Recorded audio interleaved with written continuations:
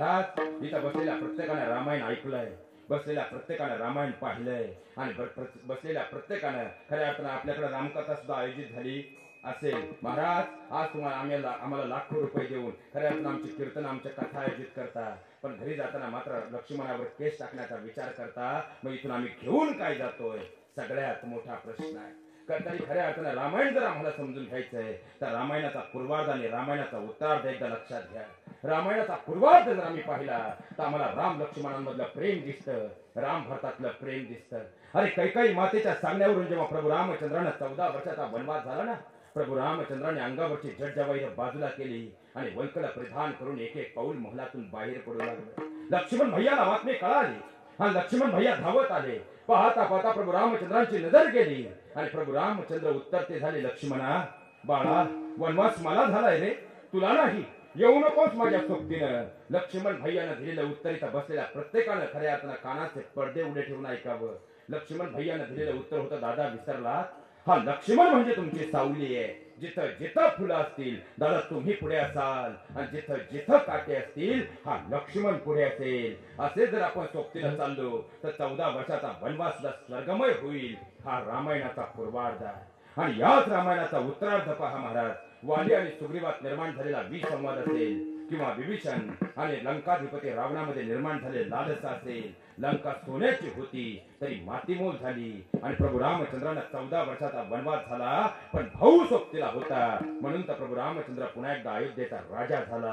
हे सगळ्यात मोठं वास्तव आहे। अरे ज्यावेळी प्रभू रामचंद्रांचा बाण रावणाला लागला ना, रावण एवढा महाबलाढ्य होता, जसा रावण कोसळला साक्षात ही पृथ्वी डचमळली, डोली भूमी विराट कंधार। जसा रावण कोसळला प्रभू रामचंद्रांनी एक बार खऱ्या अर्थानं लक्ष्मण भैयाकडे पाहिलं आणि सांगितलं, लक्ष्मण पाहतोयस ना, पाहतोयस ना, तो फक्त रावण नाही बर, जगाच्या पाठीवर 4 वेदांचा ज्ञाता जर कोण असेल तो म्हणजे हा रावण आहे। साक्षात इंद्रादी देवतांना बंदिवान करणारा महबलशाली राजा जर कोण असेल तो म्हणजे हा रावण आहे। आपल्या आईसाठी आत्मलिंग आणणारा मातृभक्त विरळा जर कोण असेल तो म्हणजे हा रावण आहे। साक्षात 4 वेद आणि 6 शास्त्रांचा ज्ञाता तिन्ही लोकात आज जर कोण असेल तो म्हणजे हा रावण आहे। हा रावण मृत्यू समय सुद्धा तुला जे ज्ञान देईल ना, तुझ्या आयुष्याचं कल्याण करणारा असेल। जा तुझ्या मनातील प्रश्नाचं उत्तर घेऊन ये। आणि लक्ष्मण भैया निघाले, एक एक पाऊल रावणाच्या जवळ पडू लागलं।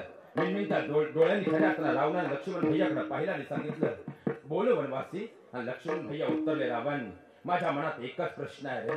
अरे खऱ्या अर्थानं युद्ध सुरू झाल्यापासून माझ्या मनात एकच प्रश्न भोगावतोय। अरे तू तर खऱ्या अर्थानं तुझ्या मातीत भक्कम उभा होता, आम्ही तर दूरच्या वनाच्या मार्गातून इथं आलो।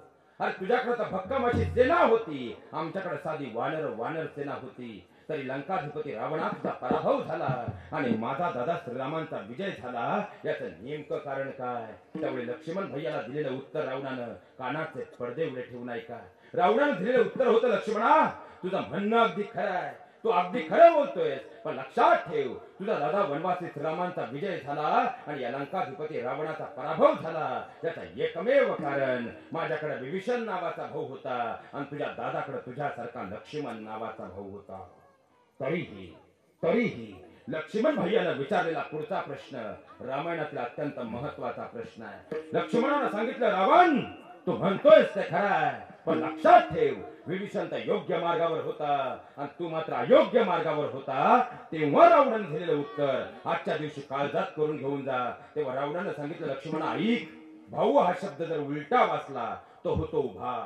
जो कोणत्याही परिस्थितीमध्ये आपल्या भावाच्या पाठीमागे भक्कमपणे उभा असतो ना, तो म्हणजे भाऊ। जेव्हा जेव्हा कलियुगामध्ये 2 भावांमध्ये खऱ्या अर्थानं प्रेम दिसेल, समाज त्यांना राम लक्ष्मणांची उपमा देईल, पण ज्या दिवशी त्या घरात विसंवाद निर्माण होईल हाच समाज म्हणेल, घर का भेदी लंका ढाये, विभीषणाचंच नाव येईल। आणि आज आपण कलियुग पाहतोय, हे वास्तव आहे महाराज, हे वास्तव आहे। चला आता रामायणातून आपण आपल्या तालुक्यात येऊयात। मला सांगा, बाण करून बंगला बांधला एक तरी माणूस सापडेल? बाण करून घर बांधलं एक तरी माणूस सापडेल? बांध करून गाड्या घेतल्या, आपली मुलं घडवली, एक तरी माणूस सापडेल? महाराज, बारकाईने अभ्यास करा. ज्यांनी घरं बांधली, ज्यांनी आपल्या मुलांना घडवलं, ज्यांनी स्वतःचं कर्तृत्व सिद्ध केलं आणि ज्यांनी गाड्या घेतल्या, त्यांनी कधीच बांध कोरण्याकडे लक्ष दिलं नाही. आणि ज्यांनी बांध कोरण्यात आपलं आयुष्य घालवलं, त्यांनी स्वतःच्या आयुष्याची तर माती केली, पण न कळता आपल्या छोट्या छोट्या लेकरांना सुद्धा या वादात ओढून पोलीस स्टेशनची एक पायरी चढायला लावून पुढची सुद्धा एक पिढी बर्बाद केली. हे सगळ्यात मोठं वास्तव आहे, सगळ्यात मोठं. बरं, तुम्ही कितीही बांध कोरावं, आम्ही कितीही जरी बांध कोरले तरी तुम्हीच उत्तर द्या. ग्रामपंचायत मध्ये तलाठी भाऊसाहेबांच्या कपाटातील सातबारे कधी बदलणार आहेत का? याचा मात्र एकदा नक्की विचार करा. अरे, आमच्या मागच्या हजारो पिढ्या आल्या, या बांधावर बसल्या, एकमेकांसोबत जेवल्याही आणि एकमेकांसोबत भांडल्याही आणि शेवटी याच मातीत मिसळून गेल्या. तुम्ही मी काय अमरपट्टा घेऊन आलो? आपल्याला सुद्धा जर एक दिवस याच मातीत जायचं असेल तर कोणता अहंकार आमच्या मनात निर्माण झालाय? सगळ्यात मोठा प्रश्न आहे महाराज, सगळ्यात मोठा. या कोरोनाने दाखवून दिलं हो. अहो, विचार करा, ज्या ज्या घरांमध्ये दोन भाऊ एकत्र आहेत ना, आज ती घरं समाजाच्या पाठीवर एका वेगळ्या उंचीवर आहे. आणि जिथं जिथं भावाभावांमध्ये पटत नाही त्यांनी नरकात जायची गरज नाही. आज ती खरंच नरक आहे. हे सगळ्यात मोठं वास्तव आहे. तुम्ही लहान होतात ना, तुम्ही लहान होतात ना, अरे ज्यावेळेस शाळेत दोन भाऊ जर एकत्र निघाले तर दप्तर तुझ्या पाठीवर की दप्तर माझ्या पाठीवर यावरून दोन भाऊ एकमेकांशी भांडत होते, एकमेकांचे केस सोडत होते. पण वर्गात बसल्यानंतर मात्र मांडीला मांडी लावून बसत होते. अरे ते दोन भाऊ जर आईच्या शेजारी झोपायला गेले तर आईचं तोंड तुझ्याकडं की आईचं तोंड माझ्याकडं यावरून एकमेकांशी भांडत होते, एकमेकांचे केस सोडत होते. पण पोलीस स्टेशनला जाऊन कधी एकमेकांवर केस टाकत नव्हते. तेच रक्ताचे भाऊ आज काहीच न पेटणाऱ्या गुंठाभर जमिनीसाठी एकमेकांवर जर बांधावर कुऱ्हाड घेऊन उभे राहत असतील तर कोणता अध्यात्म, कोणता मोक्ष आम्ही जिवंत ठेवलाय? सगळ्यात मोठा प्रश्न आहे. माझं कीर्तन तुम्हाला पटलं नाही ना महाराज? गादीवर उभा आहे, मरेपर्यंत मला तुमच्या गावात कधी बोलू नका.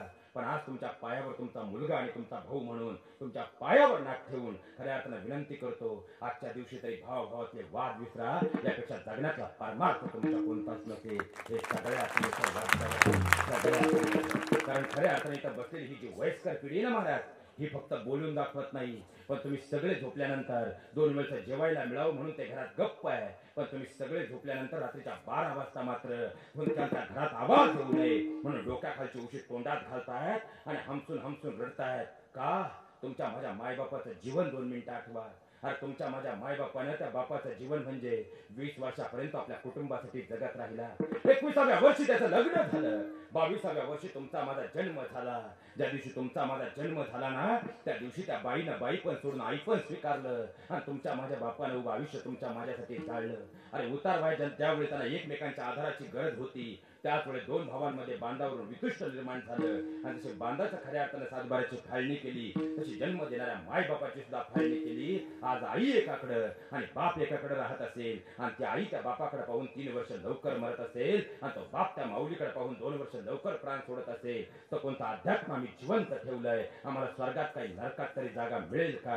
हा सगळ्यात मोठा प्रश्न आहे, सगळ्यात मोठा.